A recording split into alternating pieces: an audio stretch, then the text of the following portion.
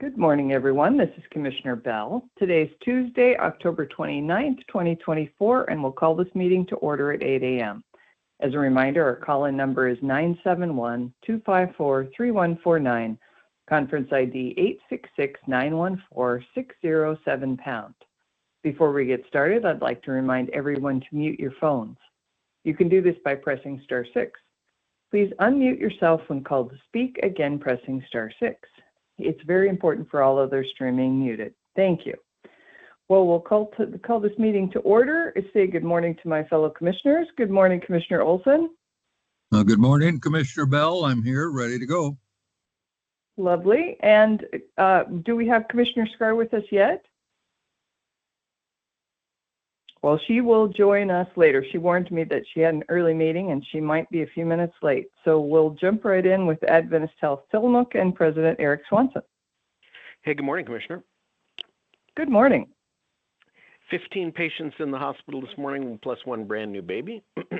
4 surgery cases are scheduled today. Our ambulance crews had a really busy day yesterday with 13 911 transports, 1 transfer, no transports home. 94 patients boarding in emergency departments across Oregon. That's 3 less than yesterday. And there's 334 patients waiting to be discharged from Oregon hospitals with no place to go. That's 3 more than yesterday. Let's see, what can I tell you? Since we talked last, our hospital is accredited by the Joint Commission. And the Joint Commission came and did their on-site laboratory survey, which is done every 2 years. There's 998 standards that they get evaluated on. We completed that survey successfully a couple of weeks ago, and the surveyor had 10 findings. None of them were high risk. And so if we calculate that, Eric's math comes out to that's 98%. If we were being graded that way. It was a great 3-day survey. The surveyor has been here before, so he knows the quality of our work. I think the most important thing he said to us was, this is a safe place. I would have no problem having my family treated there. So we're really grateful for that good survey. Today we start a mock survey for the next 2 days, getting us ready for our full Joint Commission survey, which surveys everything in the hospital, and that occurs every 3 years. So for the next couple of days, we'll be in survey mode, making sure that we're compliant with all the rules, regulations that a hospital has to have. Last thing I want to tell you is on Friday, we celebrated my friend Larry Hamilton. Larry has been an RN for our hospital for 41 years and is retiring. He's actually still working a little bit. He gave me my flu shot yesterday, but by January 1, he'll be all done working. We were thrilled to have his family in town, and we're able to celebrate Larry and appreciate all of our community members who came and thanked Larry and wish him well in the next chapter of his life. So with that, unless you've got questions, I'm going to hang up and go get ready for our opening for our survey. Thank you. Do we have any questions for Eric? Well, I don't have any questions, but congratulations on the lab survey. And you're right, that is a very high compliment that the surveyor said that we have a great hospital and they would be happy to have their family served there. So well done. Yep. Yeah, thank you so much. All right. Well, thank you. And we can move on to the Coastal Caucus. I know we have Senator Weber with us.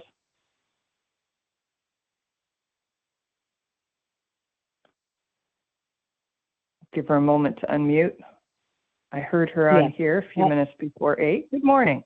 Yes, getting unmuted sometimes is the biggest challenge of the day. How ridiculous to be. It's finding the button and pushing it. And good morning, everyone. It's nice to be here. I see the fog is lifting.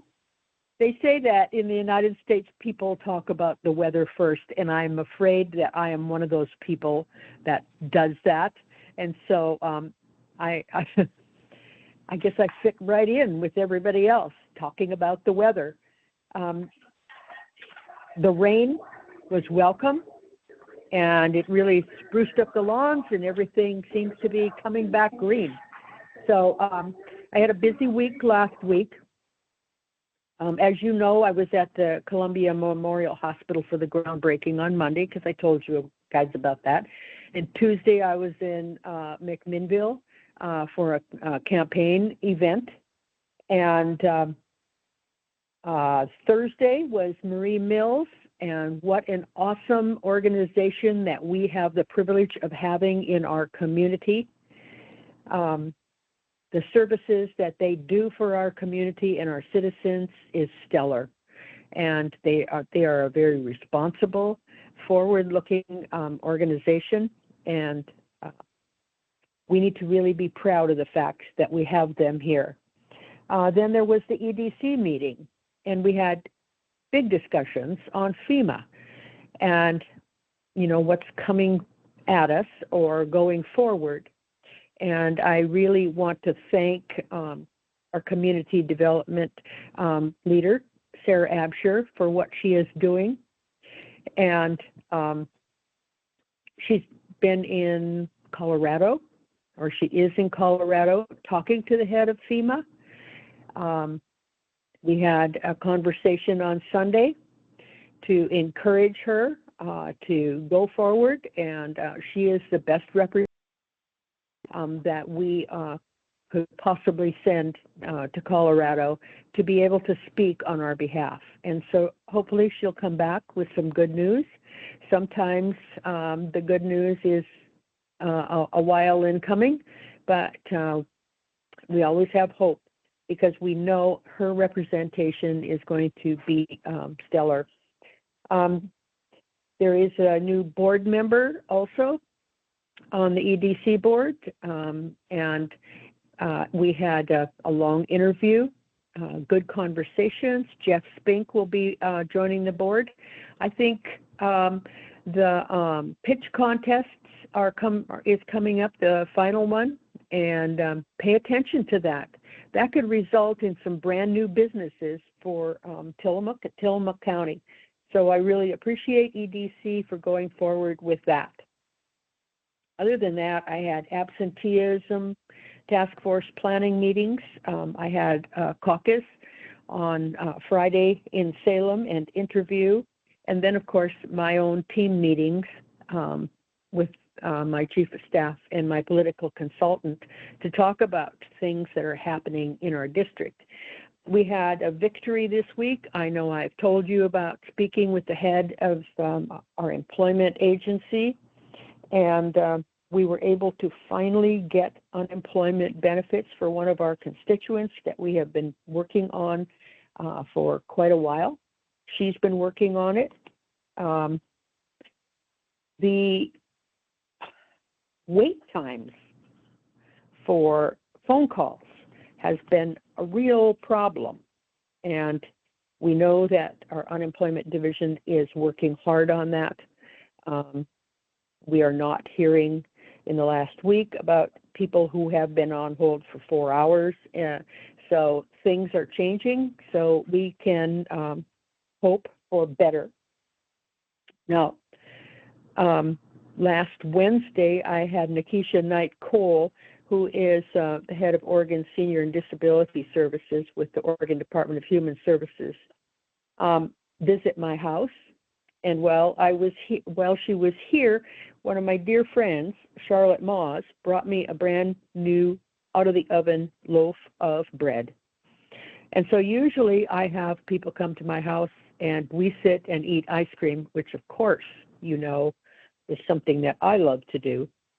But when I said to Nikisha, when Charlotte and her daddy had left, what can I interest you? What kind of ice cream can I interest you in? And listed the flavors. I said, or would you like a piece of bread and butter? And let me tell you, we enjoyed bread and butter. And so thank you, Charlotte Moss, for the pleasant surprise and the wonderful treat. Another thing to bring up is the time change this weekend. There were 2 efforts in the long session and in the last session to continue to stay either on standard time or to stay on daylight savings time, but they failed. And then at the very end of this last session, Senate Bill 1548 passed in the Senate, but with only 5 days to go in the session, there wasn't enough time for the House to adequately address it. And so we will be talking about this, I'm sure, in 25, because there are many legislators that are very passionate about rectifying this situation for our health and our crops and our kids. There are lots of issues with the time change that need to be addressed. So that, I'm sure, is coming back in 25. I've also got, for our farm community, a meeting scheduled with the governor's representative on OSHA's potential ruling on farm workers' housing. And I'll let you know how that goes. That it's very pertinent, especially to our community and how our farm workers are housed. The ruling potentially could say that no one can live within 500 feet of an agricultural, like a barn or where cows are or where chickens are. And so it would really make things difficult for our farming community. Another meeting that is in the works is meeting with our fire chief. Chief Ader down in South County is the president of the Fire Chiefs Association this year, and he is very active, very pro fire department, and he is working on a meeting to especially address the issues that are pertinent to Tillamook and Lincoln counties. And so we'll have more information for you on that in the future. So I'm continuing with our Hunger Task Force meetings this week and more. I'll be spending time in the Valley on the weekend. You know, it's Verboort is in my district, and you know they've got the sausage feast coming up, which is really wonderful on Saturday. But I'll be in Banks on Saturday meeting with people. So that concludes my report. Always working on something. So if you have any questions, let me know. And thank you once again for the opportunity to talk with you. Thank you, Senator. Do we have any questions for Senator Weber? Well, I have a couple. I was wondering about the time change. You said that legislators have discussed it several times, and I wondered, what are the stated concerns? What are the reasons people would not want to stay on daylight savings time or stay on standard time? Well, there's a variety of them. I'll put together a whole list for you because it goes on and on and on. You know, we're not an agrarian society at this time any longer, and that's why daylight savings time was instituted initially, is to make sure that the farmers especially had time to be able to complete their work. But it's we had almost 2 days of testimony and debate on this whole subject, and it ranges the whole gamut of how we address this. And it has to do mostly with people wanting extended daylight in the summertime. Okay. Then there are those folks who are really concerned about the health issues that go along with the time change. And, you know, we always used to do testing for kids right at about that time change. And so that had a really was really impactful in our testing results, because kids their, times were all messed up. Right.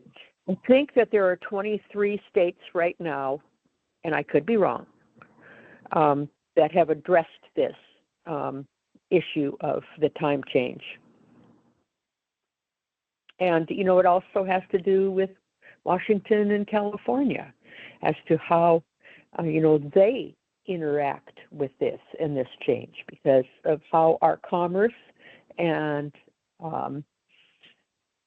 the freeways that go from the top of Washington all the way to the bottom of California and how our goods and services travel. And so that's another issue, is if we were to change and they were not, although they have addressed the issue also, but it hasn't, it hasn't gelled yet. So hopefully Okay. it will.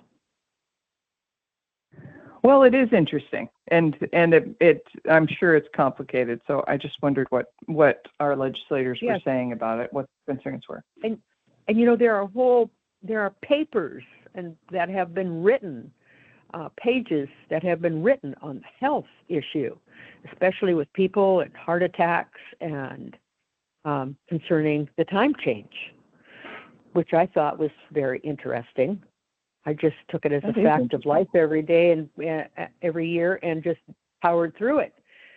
But it has some serious health impacts. Well, that is interesting. And I'm using aside how I notice it in my household is that my dogs get upset when the time is changed because they have internal clocks and they know exactly when they should be fed, and they'll stand there and look at me like, "Are you kidding me? Or why? Why are we waiting?" It's pretty funny. Yeah. They totally know. And think about all the cows we have in the county too. That also have to get used to that.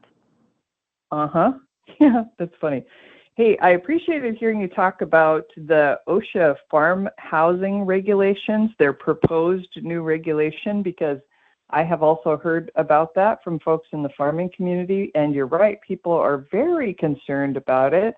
I heard about it from DJ Josie that they have housing for people who work for them, and if the regulation went through the way it's proposed, they couldn't use that housing for their employees right. rather, which would be a disaster for their business and also a disaster for those families. We are desperately short of housing, so it seems like a terrible idea, and I'm really glad you're working on it. Thank you.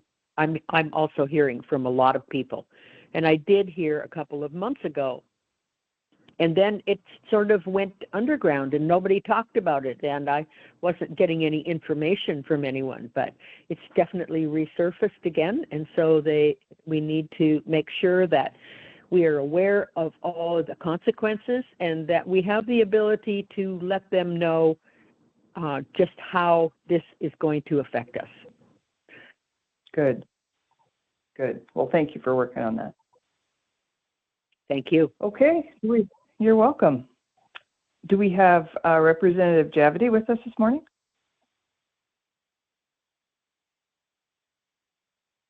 Give him a moment to unmute.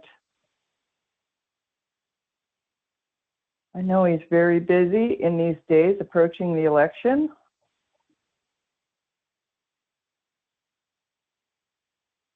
Well, if not, we can move on to Tillamook County Community Health Centers.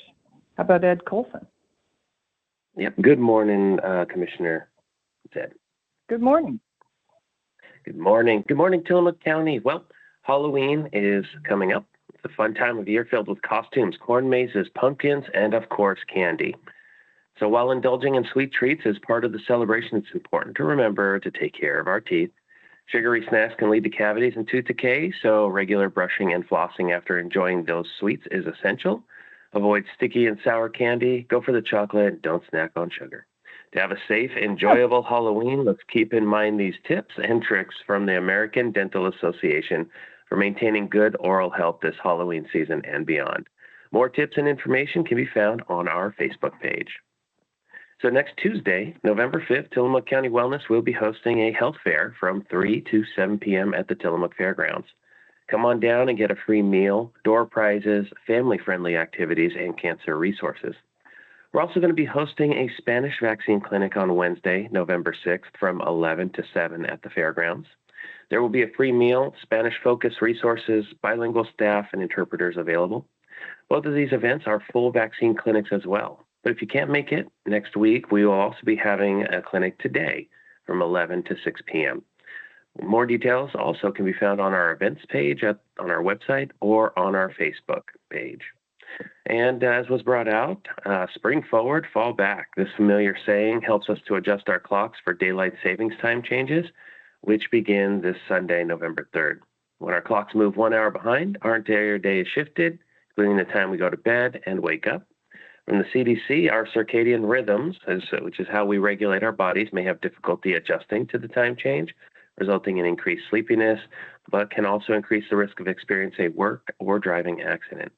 It can take our bodies about a week to adjust to the new time, so start preparing early. Stick to your schedule, avoid long naps and coffee and alcohol, and fall is in full swing. And that's our health department update. I'll turn it back over to you, Commissioner. Thank you, Ed. Let's move on to Nehalem Bay Health Center and Pharmacy. Yes, good morning. Good morning. We do have a new provider who will be starting with us in November. Her name is Tonya Frederick. She is a native Oregonian returning to this area, so we're looking forward to that. She has a specialty in pediatrics. She's a family nurse practitioner. So we're anxiously awaiting for her to start. And also, as you probably can imagine, construction is continuing on the new health center and pharmacy. Even in the fog, we do have some workers with lights, and a big shout out to them for all of their hard work. Otherwise, we are here to serve you. If you're interested in scheduling an appointment with one of our medical providers, please do give us a call at 800-368-5182 for more information. Thank you. Thank you, Gail. We don't have Frank Hanna Williams with us this morning from Tillamook Family Counseling Center, so we can move on to emergency management. Do we have Randy Thorpe? We may not, because I know Randy. You do have. Oh, hey, good morning. How are you? Doing great for a Tuesday, and a little bit of sunshine today, so that makes it even a better day. To start off with, this week is today is the start of the 3-day statewide Cascadia drill that's known as Iron Ore 24. That's being basically hosted or put on by the Office of Emergency Management. We will be participating today in that event. We're going to be looking at the different continuation of operation plans that the different groups have here in the county, and we'll also be doing some preparing of some situational awareness messaging, both within the county and also sending those messages off to the State Emergency Management Office in Salem. So it'll be pretty fun today. Again, we're going to be testing our systems, not our people. So we're just looking to see any types of changes or updates that we need to make sure that we are better prepared, and so nothing will take us by too much of a surprise. Looks like just got an update from the Weather Service. Looks like snow level is going to be down about 4,000 feet on Thursday. So that'll put, they say, about 12 inches of snow on the Sandium and the Willamette passes. So if you plan on doing any traveling, probably do it before then or a few days after to allow that those roads to clear up a little bit. But here we're going to continue with some thunder showers and the famous sneaker waves for the rest of the week. So we will be getting a lot of moisture. So again, just be really careful when you're out there driving around, because with the fog and the rain that we're getting, it kind of makes a few areas a little bit dangerous. And lastly, just remember that our king tides will be here on the 15th of November. So with that, I will turn it back to Commissioner Bell. Thank you, Randy. Well, the iron ore exercise sounds very interesting. Is this the first time we've participated?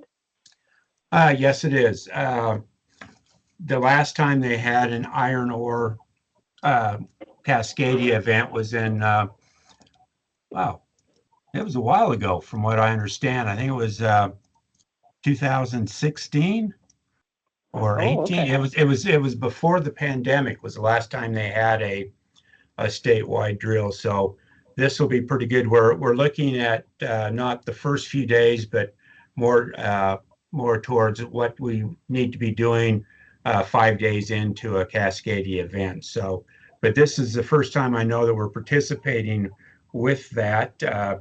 We'll be doing another drill tomorrow, and that's what I mentioned last week. Will be including Lincoln County, Sledge Tribe, and Clatsop County. So it's kind of fun that we're being able to get together like this and practice as a coastal region too. So I'm Absolutely. looking forward to seeing where we can, what they say, identify those gaps that we have and get them filled before we have any type of an actual event.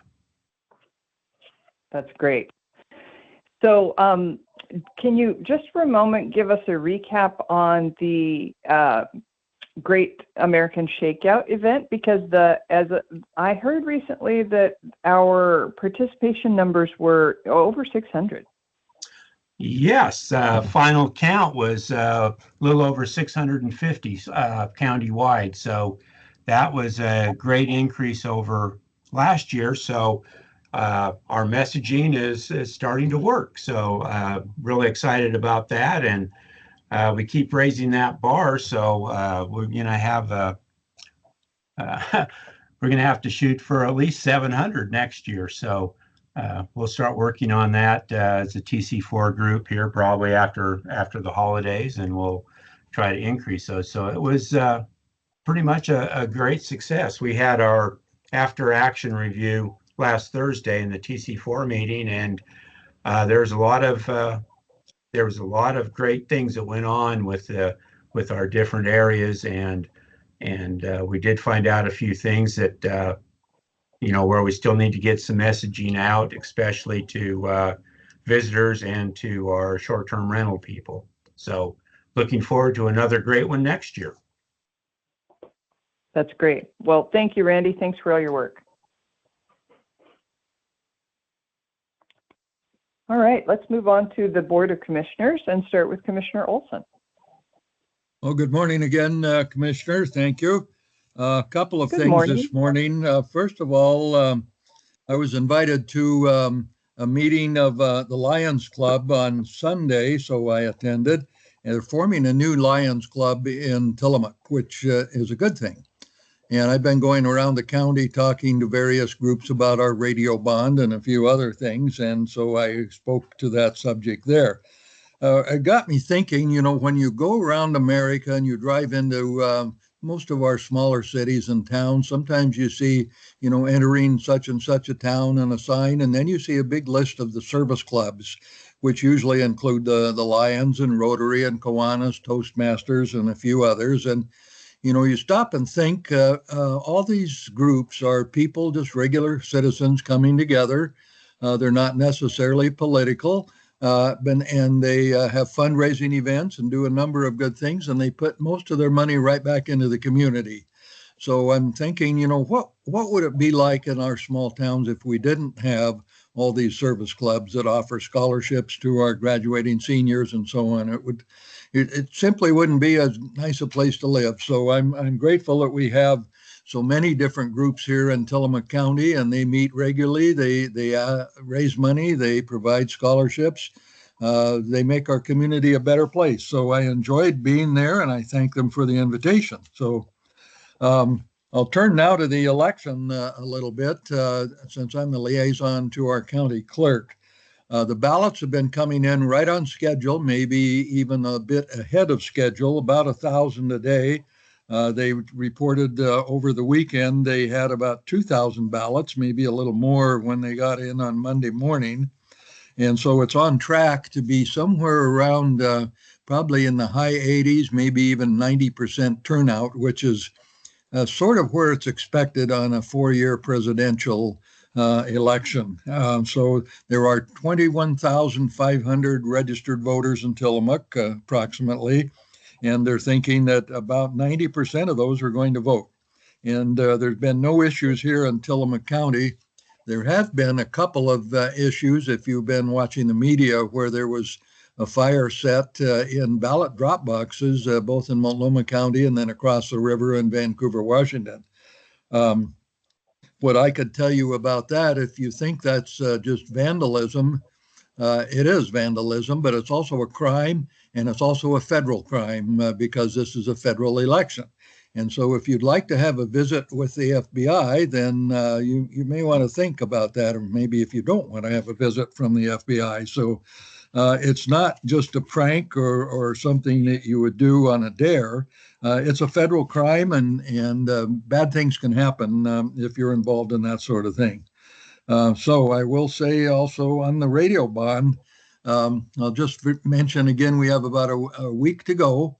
And one of the conversations I had, in fact, I think at the Lions Club, there was some people who work with fire departments, and they reminded us that a fire truck can cost over $500,000. And so to not have adequate communications and radios would be a big mistake. When the public invests that kind of money in a fire truck, it needs to have the proper communication. So another thing that I just learned yesterday, the entire state of Hawaii has upgraded their public safety radio system, and it's a system that's almost identical to the one that Tillamook County is proposing and asking voters to support. So we're not alone. We're certainly not doing anything that hasn't been proven across America. And the latest example then would be the state of Hawaii, which evidently they have a common system throughout all the islands and the whole state. So they're doing basically what Tillamook County is doing, and they're a little further along. They're, I think, on their second round now of installing and updating and so on. But again, one of the things that we pointed out as we go around is this is proven technology. This is not something that is speculative or outside the normal bounds of what one would expect in a public safety system. So I'll just leave it at that one. And then I'll mention also the statewide measures here just very briefly and not go through all of them, but there are some that have significant implications across the state. One in particular that I've noticed over the years is let's see, the Measure 116, which would establish a commission to set statewide salaries. And where we are today, we have some of our highest ranking publicly elected statewide officials who make relatively modest salaries, less than $100,000, which of course is still not a bad amount of money, but it's not where other states are, and it's not where someone of that caliber and that level of responsibility should be. And that also applies to the state legislature, which they make a rather modest salary for what they do. They make way less than $50,000 a year, which you can make pretty close to that if you had a little overtime working at McDonald's.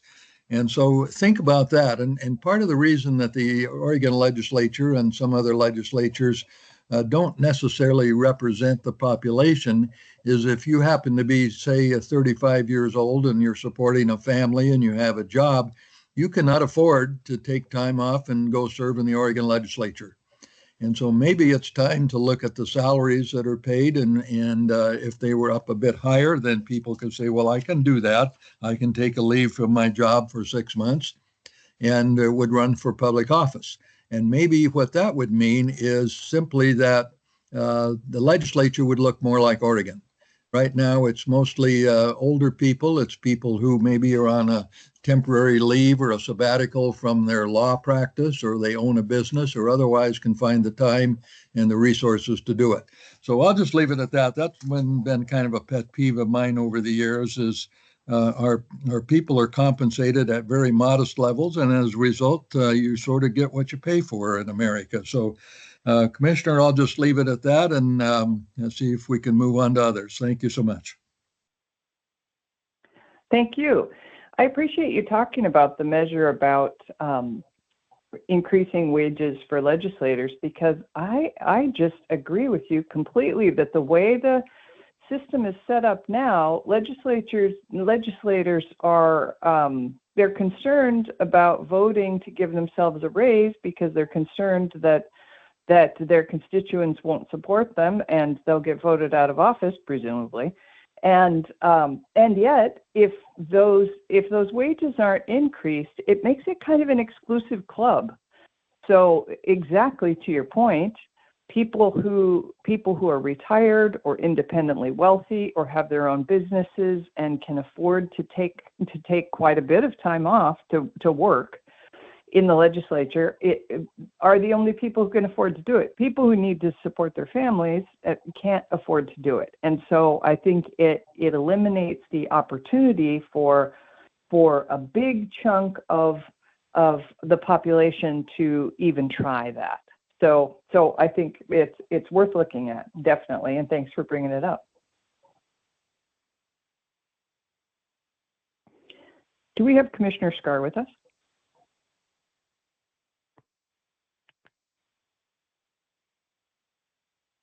Give her a moment to unmute. I expected her to join our call. Well, if not, I will talk and then ask for her again in case she joins us later. I wanted to mention a few things today, and one is it's the end of the month, and it's the end of Breast Cancer Awareness Month. I know I talked about this earlier in the month and encouraged women to get their mammograms. So I just wanted to share a personal story briefly. I'm a breast cancer survivor, and I would not have known that I had breast cancer had I not gotten a mammogram until much later, because I was working at the hospital at the time, and I was doing marketing about Breast Cancer Awareness Month. So I was a director of communications and marketing at the hospital, and so I was writing text and creating advertising and communication to encourage people to get their mammograms. And at some point, it occurred to me, like, I had better schedule one for myself, because I can't really tell every other woman in Tillamook County to get their mammogram if I'm not doing it myself. And prior to that, I wasn't really great at scheduling regular preventative exams for myself, because I was always so healthy. I was approaching 50, and I'd never been sick. I was just never sick. So I think I had overconfidence about, I'm never sick. I'm always fine. So I just didn't feel like it was important for me. I felt like it was important for other people. So I did it basically because I wanted to be a role model. I scheduled my mammogram because I wanted to put my money where my mouth was and do what I was telling other people to do. And indeed, I had breast cancer. And it was stage 1. It was very, very small. I never would have been able to feel it. I think sometimes women wait. They think, well, I can't feel anything. I'm probably fine. But in stage 1, it's so small that you wouldn't feel it unless it was right under your skin. And mine wasn't. It was closer to my ribs. So by the time I had been able to feel it, it would have been advanced. So the upshot of all of this is that I had stage 1 breast cancer that I never would have discovered had I not had that mammogram. Now I have them every year. I'm fine. I'm 6 years out, I think, and presumably, fine. They say with breast cancer, you just have to, in some women, it comes back years later, so they don't consider it fully, the word just flew out of my head, but you probably know what I mean. So we have to just continue to be alert, but I haven't had any problems with it since then. So I am a living example of early detection saves lives. And at the hospital now, they have an imaging machine that's a 3D imaging machine. They didn't have that when mine was detected.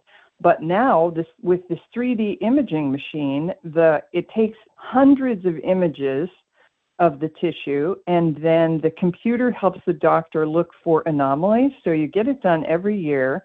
They keep all your records from the previous years. The doctor looks through them, of course, and also the program looks through them to find out whether or not anything has changed. And so they can detect the smallest things. So there's very, very good survival rates for breast cancer that is caught early. And I continue to encourage people to get your mammograms. Please, early detection saves lives.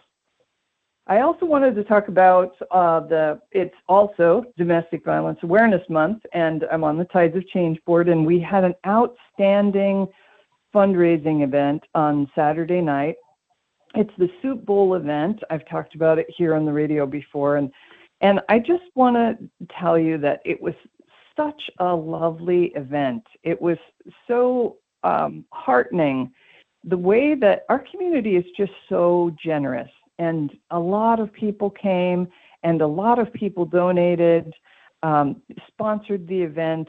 At least 13 restaurants donated the food, and there were volunteers there. And it was there was a whole group of potters who donated 150 bowls. So this event, it was the 14th, but there'd been a 5-year gap. It didn't happen during COVID, and this was the first year we got it back up since COVID. So the event is where the potters create these beautiful bowls, and people buy a bowl, and then they get to sample all these different soups from all over Tillamook County. It was just wonderful. And I'm so very grateful for everybody. I'm grateful for the staff at Tides of Change who do an outstanding job supporting survivors of domestic violence. Grateful for the community who supports the work. Grateful for all those restaurants that provided beautiful food, for all the volunteers. Commissioner-elect Fournier was there with his girlfriend, Michelle, and they were just volunteering. Paul had made a special family recipe of soup at Pacific Restaurant, and they worked the whole evening, and there were a lot of people there working. Michelle Bradley from the port was volunteering. There were a lot of people there, and it was just wonderful. And so I'm very, very thankful to the community for their support of survivors and their support of this important work, and bravo to everybody. And I will wrap up by saying that yesterday I got to do a tour of the Salmonberry Trail, which is thrilling.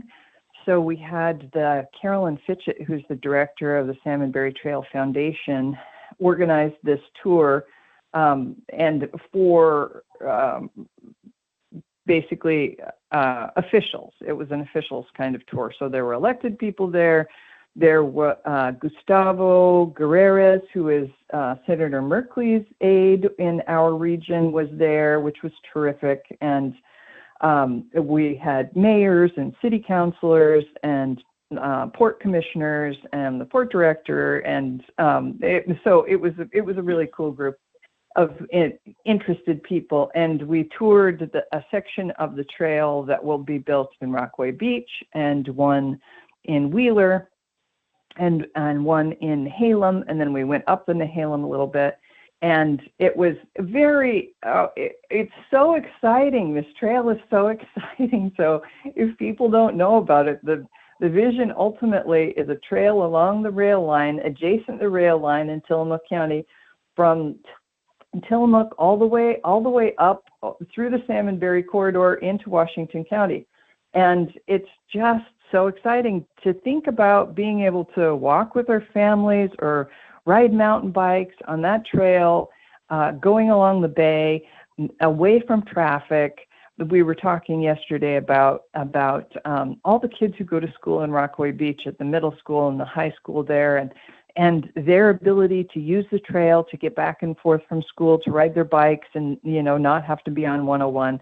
It's just it's going to be so great. And we were talking about how long it'll take. It's a huge project and very expensive, and it'll be done in segments, but I think that a lot of it in Tillamook County will be done in our lifetime. Some of it will be done in the next 10 years. Maybe all of the Tillamook County section of the trail could be done in our lifetimes. Maybe the whole trail. I don't know. But there are the enthusiasm for the trail continues to build, and I think everybody who sees about it or sees it and hears about it, understands it, is enthused, because it will be really a wonderful thing for our community. So that was great. Commissioner-elect Fournier joined us for that also, and just all kinds of folks. It was a really cool gathering. So I felt lucky to be a part of it. And with that, I will call on Commissioner Scar. Are you with us? Oh, maybe she wasn't able to join us at all. Okay, in that case, let's go to the city of Manzanita. Good morning. This is Catherine. Can you hear me all right? Good morning, Mayor. Yes, we can. Nice to hear you.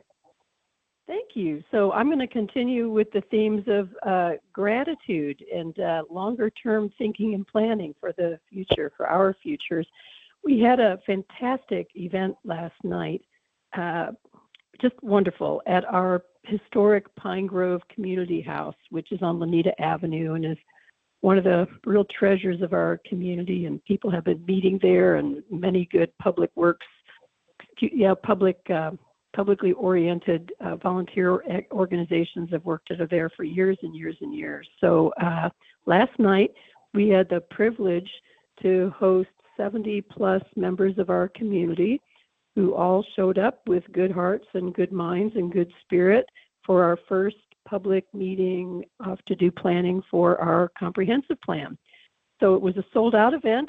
We would have loved to have had some more space, but that's the biggest space currently we have in town to meet. So we had a great energy in the room, and I actually stepped out onto Lanita Avenue to get a breath of air for a minute, and you could just hear the level of noise, which was really communication and people talking with each other, and it was just wonderful to be a part of. We focused on three elements of the comprehensive plan last night. The first and the most important of all was community engagement, and we certainly hope to continue that high level of engagement with the community that we saw last night.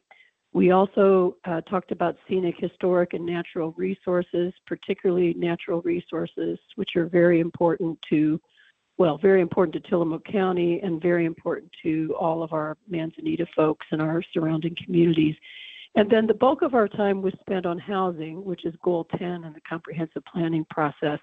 So we had an excellent introduction for some people to middle housing and what is required now of us as a city in the county of Manzanita and the great state of Oregon to create more housing and more varied types of housing than we have had in the past.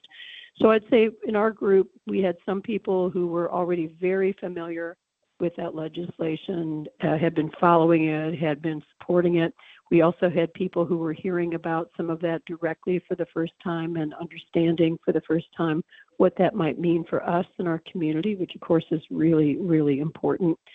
So it was a great night of information gathering and idea exchange, and it was just beautiful. And then as usual at the Pine Grove, many of us stayed and packed up all the folding chairs and buckled up the tables and put them away in the closet, as we are supposed to do at the end of all of our meetings there. So it was just a very energy creating and very interesting nights. And I'm very grateful to everyone in the community who showed up for that. I wanted to remind people who are users of our state park here at Nehalem Bay State Park that because of the great projects they will be working on for improving infrastructure, they will be closing at the end of this month. So it's a good time to scoot over there for the last couple of days to get in your walk or your time with your dog before they close for a while. It'll be next summer before they're open, and that date's a little open right now based on how the project goes. The boat ramp will remain open until December 1st. So that'll be the one area that'll be an exception, and they're open through the month of November. If you are interested in learning more about the comprehensive planning process in Manzanita, or you want to contribute to that, I would ask you to go to our city's website, A lot of people are oriented to learning information that way these days, and that's fine. You can find you'll be able to find everything about that planning process for us. But you'll also find ways to ask questions, get on a mailing list, and have your questions answered directly in person if you'd like. So I would just encourage everyone to keep an eye on that or go there if you'd like to learn more. And of course, all of us on the City Council and city staff are interested in helping people understand that process and do everything we can to ensure that we have a very high level of community engagement for work that will really be lasting over the next 2 years from start to finish. So thank you very much from Manzanita. Thank you, Mayor. That is a lot to be grateful for. That's a lot of great things going on. Well, let's move on to the city of Nehalem. Do we have anyone on from Nehalem? Or Wheeler? How about Rockaway Beach? Good morning, Charles McNeely here. Good morning, Mayor. All right, let me just back to a comment about the event yesterday. Just a big thanks to Mary Faith Bell and Paul Fournier for representing the County Commission at the Salmonberry Trail event. It was a joyous and forward-looking event, and I think all of us who have touched this project know that the Salmonberry Trail will be a game changer for coastal communities in Tillamook County. And I can say with total confidence, the community of Rockaway Beach is all in on this project. Secondly, our draft strategic plan is posted on our city website, and our consultants will take public comment through November 6th. If you have an interest in seeing where our community wants to go as a city, it would be a great document for you to take a look at. The council will have an opportunity to approve the plan in November, and we'll begin prioritizing the work in January. We had the fire department had their 5th annual trunk or treat last Saturday.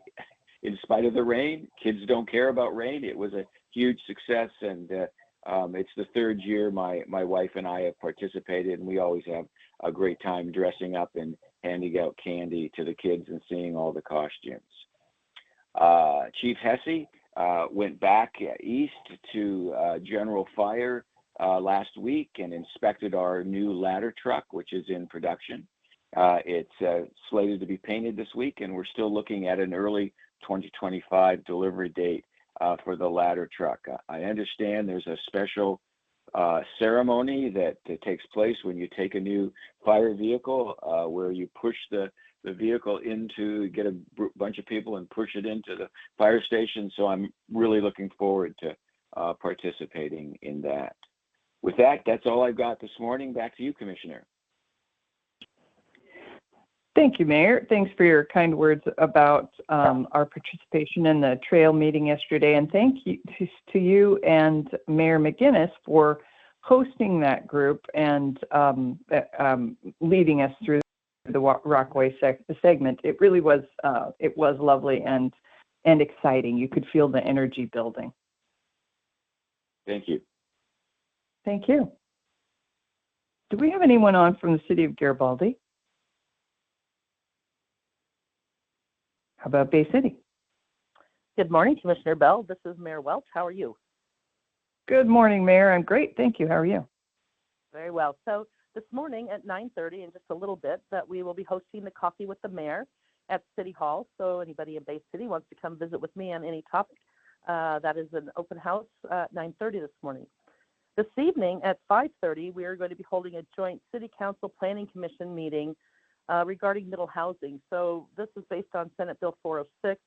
So DLCD will be presenting information to our joint meeting, and then we will be considering what those new recommendations are. So that is a public meeting, and everybody is welcome.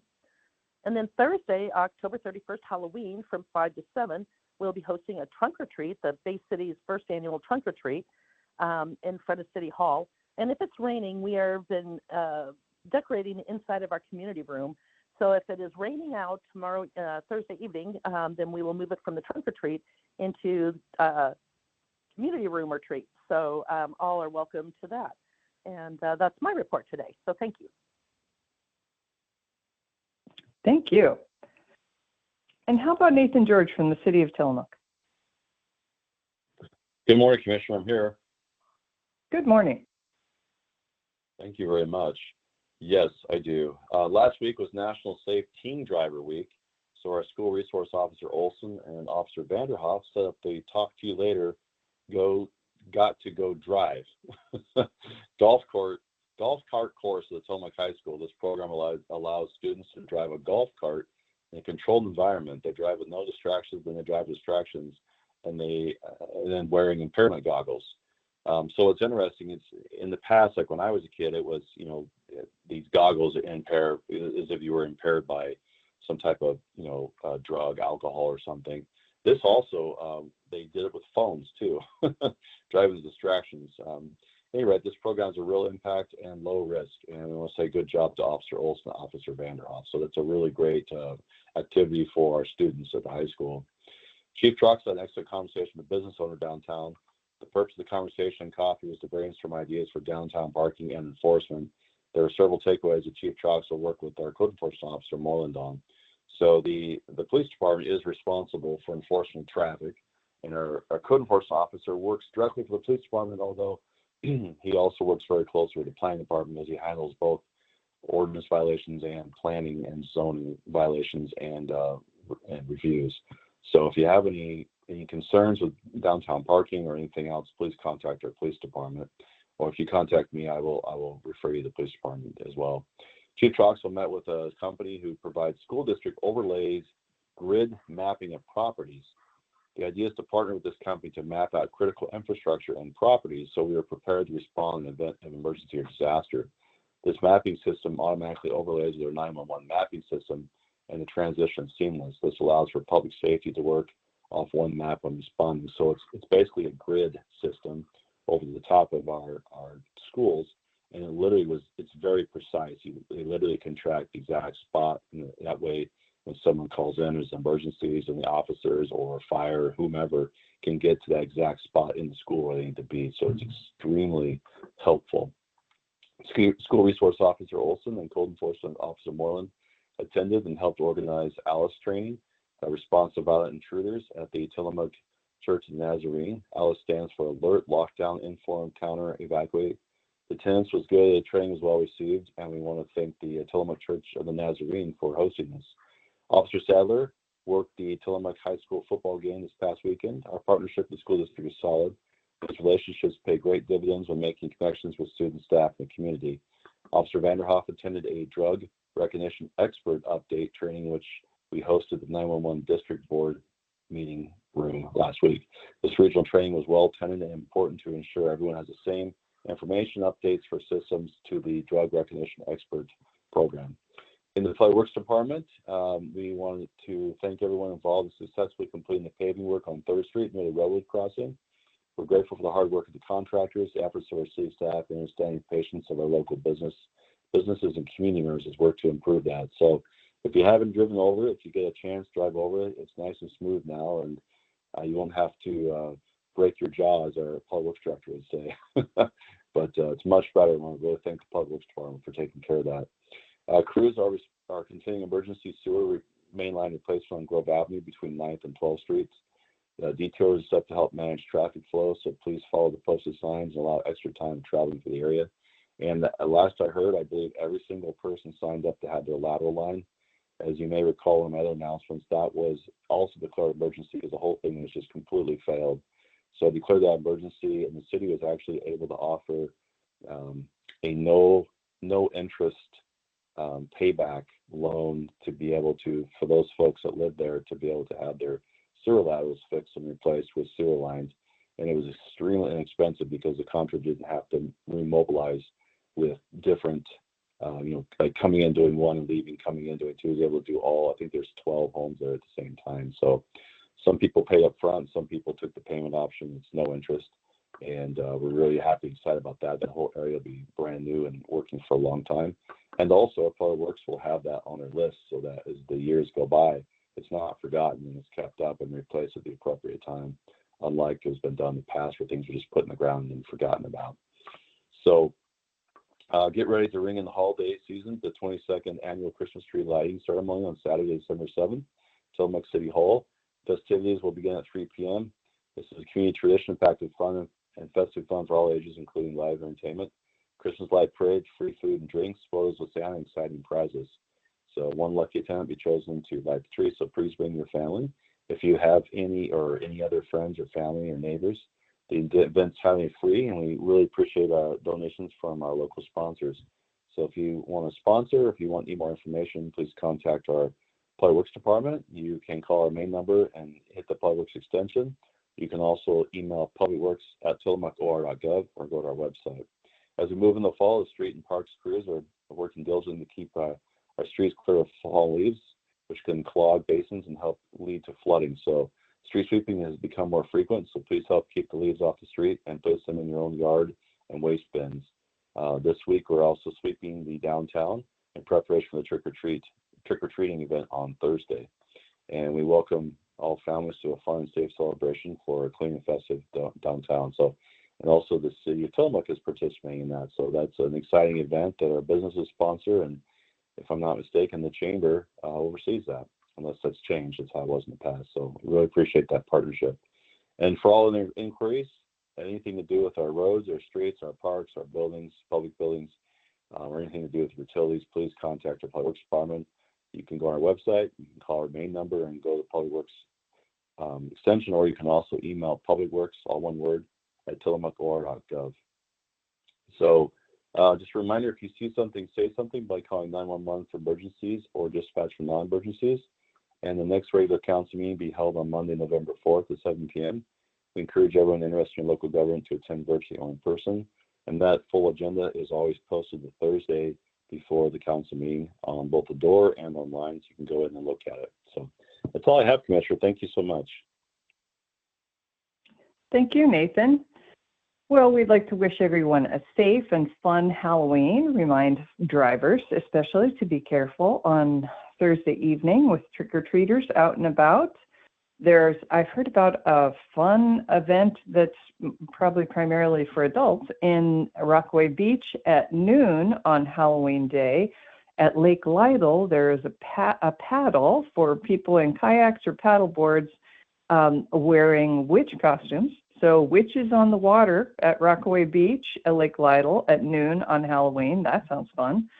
And the courthouse is looking forward to hosting trick-or-treaters and their families on Thursday from 3 to 5. We'll open up the courthouse, and we really look forward to seeing all those little kids in their costumes and their families, and so that's always really fun. So thank you, everyone, for participating in this call. Thank you, Tillamook County, for listening, and thank you to KTIL for broadcasting. This meeting is adjourned at 9:02 a.m. Thanks, everyone.